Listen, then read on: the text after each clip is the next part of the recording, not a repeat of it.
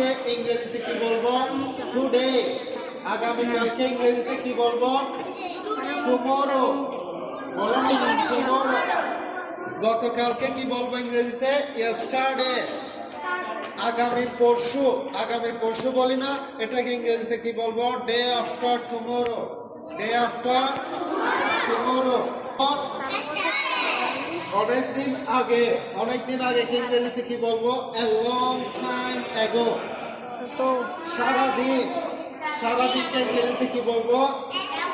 all day। বলো all day।